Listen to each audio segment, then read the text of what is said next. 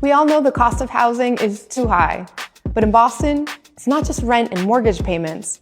Next year, because of state law, corporations are set to pay their lowest share of property taxes in the last 43 years. That means residential property owners are set to pay their highest share, an increase of $780 for the average single-family homeowner. Did you guys see this clip? Have you seen this clip before? This is the most disingenuous thing I've seen in a long time. I think what she really meant to say is that under her watch, Boston's commercial real estate values have plummeted so badly that their tax basis is now lower than it was 43 years ago. That's the problem. That is the problem. That's why they're going to be paying lower taxes. They're paying lower taxes because Michelle effectively tanked the commercial real estate here, along with Mara Healey. She's to blame too. So no, this is not because corporations suddenly discovered some kind of like tax alchemy hack here. It's because half of the office buildings in Boston now qualify as haunted houses because you drove them out of the city, along with everybody else, along with all the other cronies that are in the legislature. Just like the Small Business Association completely removed themselves from Boston.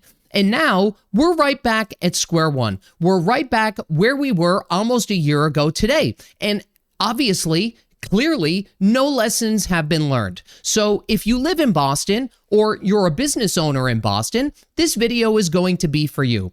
First of all, Mayor Michelle Wu just did something I've really never seen before. I've never seen politicians do this, at least not to this scale. She ended up holding a press conference, okay? So she holds a press conference about property taxes, your property taxes, about your money. And she made every single reporter in that room agree to not publish the story until the very next day. This was what I would call an embargoed press conference about taxes. It's about your taxes. The mayor of Boston called reporters into a room and told them about a massive property tax increase hitting homeowners, you guys, in the next 3 weeks, and then said, you can't report on this. You can't report on this until tomorrow.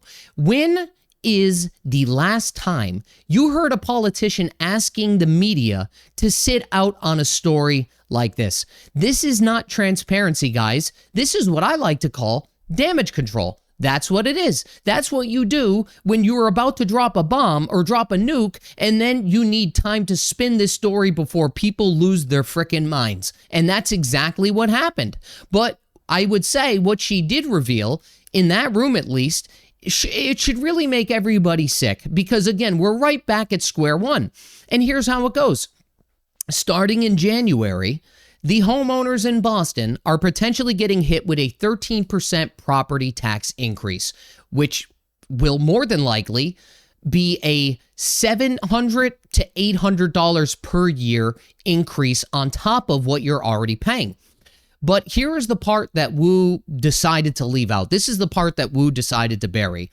Because to my understanding of how these billing cycles work, your January bill isn't going to show a 13% increase. It's going to show a 26% increase from your last bill because these things are retroactive. The billing cycles are retroactive. So you're going to open your bill, of course, right after the holidays and see a number that is going to make you wonder if this is some kind of mistake. It's not a mistake. It's because it's retroactive. That's basically what's happening here.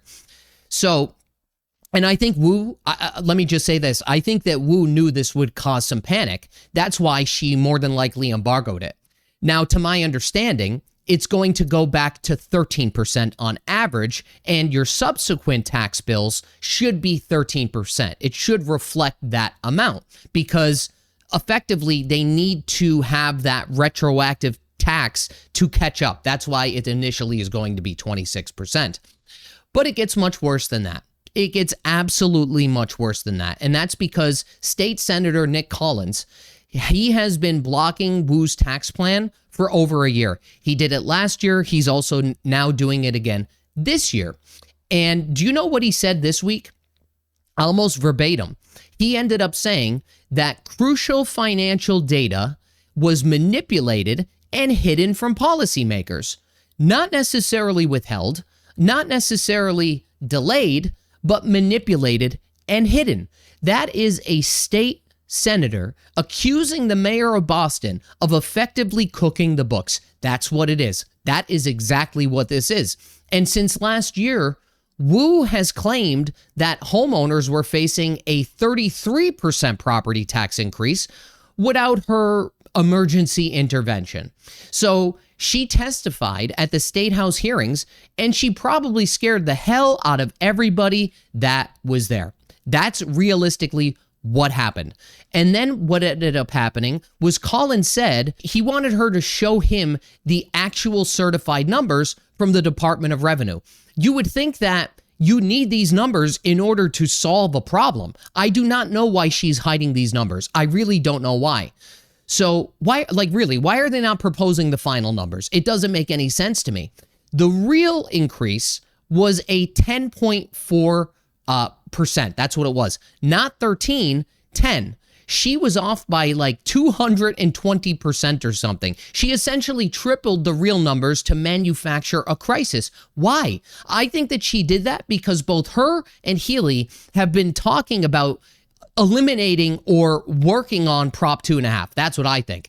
And now she's back with the same exact playbook and the same exact fear campaign by claiming 13% this year. And Collins ended up saying something along the lines of like, show me the certified data first. And for some reason, Wu won't do it. I don't understand. Maybe you guys know more than me. I don't understand why they won't release this data. So for the second year in a row, City Hall is holding back the Department of Revenue certified numbers, and Collins literally is out here begging to try to release this information. It's outrageous that this is happening. Release the numbers so you could collaborate with people and figure out a resolution. This is not government. This is like a hostage situation, guys. It's insane to me.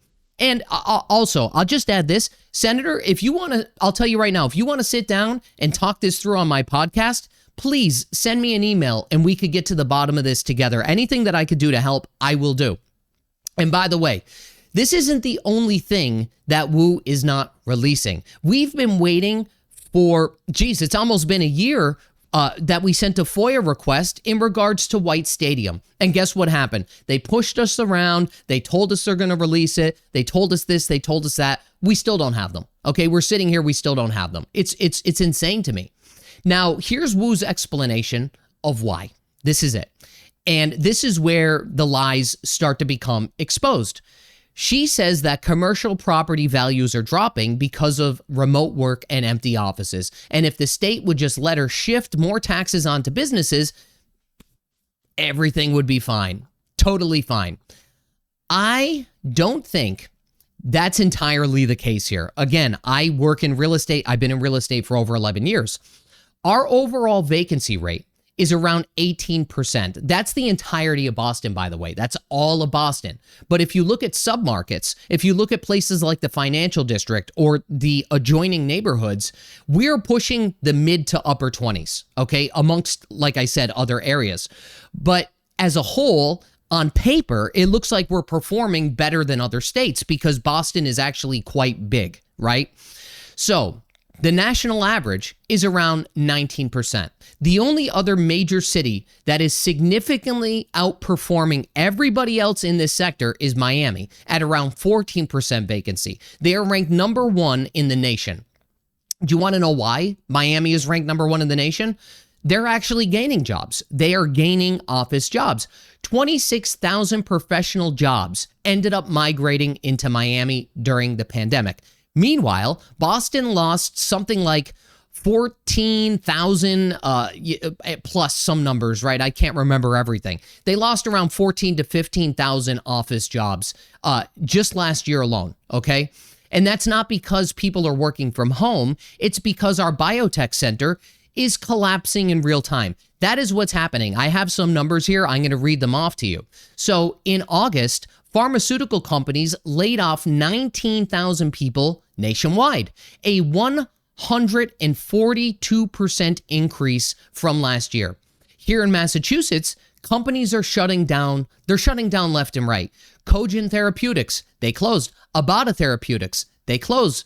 Itios, they closed. Next RNA, they ended up winding down their staff. The CEO of NextRNA literally said something like, 4 years ago, if a young person asked me what they should go study, I would tell them to go into biology. Now, I don't think I would say that because I don't know if you're going to have a job in 4 years. So the causes here are not necessarily all because of remote work. That's an entire industry that is dying. So here's what Wu doesn't want you to understand, at least what I think she doesn't want you to understand. 70% of Boston's revenue, it comes from property taxes. That's twice as much as virtually any other major city in America. It works sometimes, but in the current economic climate that we're in, like speaking to Massachusetts specifically, that's not going to work anymore. It's just not going to work. So we effectively put all of our eggs in a basket, and now that basket seems to have a massive hole inside of it. That's what's happening. So, you know, you could look at Texas. When Texas cities, their office values dropped, it hurts, okay? It definitely hurts. But when ours drop, the entire city budget implodes. Do you want to know why Austin and Dallas have such high vacancy rates? They overbuilt. They basically overbuilt. It's the same exact thing that happened with residential housing there. They had this boom during COVID, they overbuilt, and now places are sitting vacant and, you know, property owners are having to reduce prices. And they effectively built themselves into a crisis. Boston actually underbuilt by comparison. So our problem isn't too much supply. Our problem is that the demand collapsed. Our demand completely collapsed because we are losing entire industries because it doesn't make financial sense to open a business in Boston, let alone in Massachusetts. And this is very well proven data. The Boston Policy Institute, which of course last year Wu tried to discredit publicly. She called it false information. Any kind of data, if it's not or doesn't fit her narrative, is somehow classified as false information. They ended up warning Boston that they're going to face a pretty big collapse, okay? And very much so cumulative shortfalls over the next couple of years. She didn't want to listen to this. Based on Wu's numbers, the Institute said that we are hurtling towards a worst case scenario. That's not remote work that is killing us, guys. That's a structural fiscal collapse. It's the same type of collapse that we're seeing all throughout Boston. We have over 53 municipalities that are looking for tax overrides. We have a problem here. Furthermore, look at it this way. May as well slide this in. Wu's salary got bumped up to 250 grand, okay? 250 grand. She's making more money in one hand, and in the other hand, she is simultaneously raising your taxes. She's robbing from Peter to pay Paul, except she's Paul in this circumstance, right? So it really doesn't matter with the budgets, the layoffs, and all this other stuff. It really doesn't matter. Difficult decisions have to be made. That's what needs to happen. And then meanwhile, she's out there spending $13,000 of taxpayer money to take a trip down or up to Nova Scotia to cut down a Christmas tree or like a holiday tree or whatever the politically correct language is here in Massachusetts. I don't know what the hell it is, okay? So forgive me. So we spend $13,000 for a photo op. That's what we spend. And when her office goes out, they get caught. They claimed it was only $5 grand, okay? That's what they claimed. And then, of course, the receipts came in, and it was closer to $13,000. Might be 11. They're still trying to spin this as best as humanly possible, but it's in or abouts. It's more than $5 grand, okay? Let's call it what it is. And that's for a damn tree, okay? That's for a tree. Imagine what is happening in the shadows, okay, that we can't find, right? So Nick had what I would call a decent proposal. It's called a tax shock preventative credit. And the way it works is like this. So for seniors and longtime residents, they would only jump up to no more than 10%. The Senate bill 1935, I believe that's what it was, allows Boston to issue rebates to residents who qualify for a residential exemption. These are targeted relief programs. But I don't think she's interested in helping long-term residents. I don't think she's interested in helping people that have been here for a very long time. I think she's more interested in helping people that came here yesterday. Furthermore, she and Maura Healey, at least in my opinion, they have been talking about doing things to bypass Prop 2.5, which is obviously the law that protects these voters' rights to approve major tax increases. And she wants it without showing anybody the certified numbers first. Here's the thing. This doesn't make any sense. And here's the thing. Wu's tax shift might buy homeowners maybe 1 or maybe 2 years of relief. And that is a big maybe, okay? But it doesn't solve anything long term. It's basically kicking the can down the road. And if you end up, again, this is coming from a real estate agent, if you end up jacking up commercial tax rates even more, the owners for these properties are going to walk away. They're going to walk away. They're going to let their buildings go into foreclosure, or the landlords will just pass that tax raise on to the tenants who eventually will move out as well. That's what will happen. So if your businesses continue to move out of the city, or places ended up in foreclosure, you know what would happen then? It would mean even less tax revenue the very next year. It's like trying to fix a sinking boat by drilling more holes in it. That's all that this is. And the real problem is that people are leaving Massachusetts. We cannot keep people within my age group here. We can't keep them here. 27,500 people left last year alone. 27% of young adults in Boston say they are considering leaving in the next 5 years. That's what is happening here. We have a massive problem of people getting out of school, going to work here, finding out that it's too expensive to work and or raise a family and or buy a house or whatever else they're trying to do, and they're leaving for more affordable states. The Massachusetts Taxpayers Foundation said higher costs are eroding our competitive edge. That is a 100% true statement. That's what it is. And even 70% of CPAs ended up reporting that high-income clients are changing their primary residence to other states. This is not about remote work, at least not in its entirety. This is about a state that priced itself out of being competitive. So look at it this way. Here's my opinion. What is the actual solution here? I have a couple that I could remember. First of all, Wu needs to release the damn numbers. Just release the numbers, all of the numbers. How can we come up with a resolution to a problem when we can't even see the data behind the problem itself? Do you see what I'm saying? That's concerning to me. It leads me to believe of what else are they hiding? I mean, this is a perfect example of why they don't want the audit. Okay, perfect example. We need the Department of Revenue's certified valuations, the entire data set. That's what needs to happen, with no more embargoed press conferences and no more estimates that turn out to be 200% wrong. Just show us the receipts. It's that freaking simple. That's all that it will take.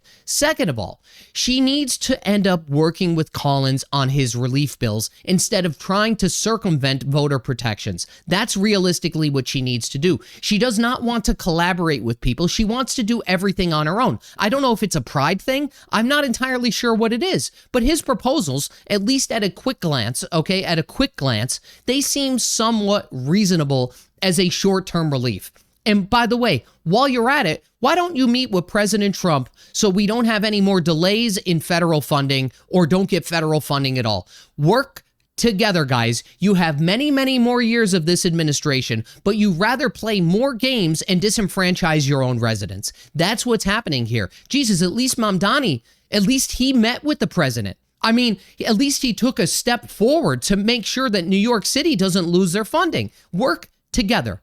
Third of all, these people need to look inward, okay? They need to look in the mirror. They need to cut spending and they need to make hard decisions. It's that simple. Really, it is that simple. And fourth, fix the problems that are driving people out of this state. The biotech collapse is a perfect example. The cost of living is another perfect example. The unemployment insurance disaster is another example. The Mass Save program is another example. The cost of illegal immigration that you don't even know. You are in front of Congress and you don't even know what you spend on illegal immigration in the city of Boston. Give me a break, okay? Nobody believes this. Absolutely nobody believes this. And if you are doing this, it makes it even worse. That's a reality, okay? That's the reality. Look, this is the last thing I'll say.